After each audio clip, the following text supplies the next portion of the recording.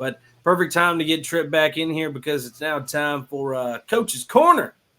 Little Coach's All Corner. Right. I want to talk. Perfect segue. No, he's good. He's good. Okay. All right, good. He's here. I want to talk about the rise of women's college basketball. And really, you can apply this kind of across the board to women's sports. Obviously, the popularity is growing. For a long time, there were some naysayers who thought it would never reach some popularity. And look, I want to give you some statistics and talk about a couple of things, and we'll look at we'll talk about last year in a minute, but I want to talk about the year before because we set some records with respect to viewership and things like that. And I think it's important to put that into context. And if you're not a fan of women's college basketball or women's sports at all, you need to get on that bandwagon. Yeah, you definitely should be. Man, it is so exciting, so fundamental. These ladies are so talented, and it's a really great brand of basketball. WNBA, same thing. I'm much more of a college fan, but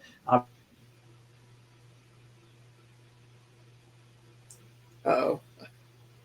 We're getting expansion. Yeah. It's going to be interesting. There we go. I hope I'll stay. Specifically about the 2021-22 season. This was when the women's tournament expanded to 68 schools, which was matching the number that the men's have. And this was the first time that happened. And so, again, it's a true March Madness moniker that they could use there. So in that year that we're talking about the 2021-2022 season, the Final Four for women's college basketball averaged 3.5 million viewers, making it the most watched in 10 years and a 20% increase from the 2021. So that's already showing, obviously, the highest in 10 years, but then 20% from the year prior. Okay. The title game between South Carolina and UConn on ESPN averaged 4.85 million viewers, and it was the most watched championship game for women's college basketball since 2004, and that was an 18% increase from the year before. So there's some startling numbers. It just shows how much people are finally getting on the bandwagon and supporting women's college basketball. The NCAA also announced an attendance record for the first two rounds of that tournament. The first 32 games totaled 217,000 in-person spectators, surpassing the previous high set in 2004. So all good news. That was from 2021, 2022. Now, back in 2011, okay, ESPN negotiated at the time a 14-year, $500 million multimedia agreement, $35 million per year to televise up to 24 NCAA women's championships. And it's not just basketball, College World Series things, basketball, all that kind of stuff.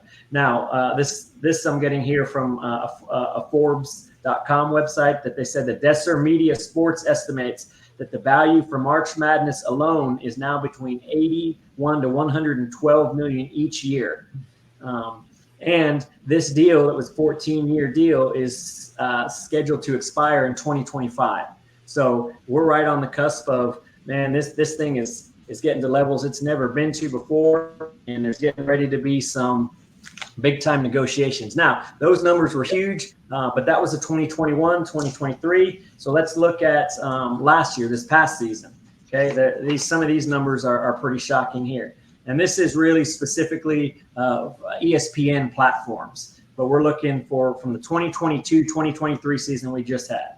The national championship viewers, 9.9 million views. Remember last year, the year before, was 4.85, 104% increase. National semifinals, plus 68%. Final Four, average viewers, 6.5 million, 87% increase. Elite Eight, 43% increase. The regular season, 11% increase. March Madness, most viewed since 2009, 55% increase. So those are some of the statistics. Again, to reiterate a couple of those, the national championship, 9.9 million viewers, most viewed women's college basketball game on record, and most viewed viewed college basketball games, men's or women's, ever on ESPN platforms.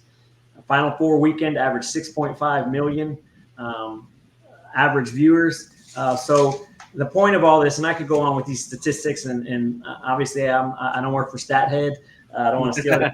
The point is, people are finally recognizing and realizing this great brand of basketball. And like I said, don't pick men's or women's, watch them both. But if you haven't given this NCAA women's basketball a chance, or it's been a while, you watched it back when, and for whatever reason left it, give it a chance.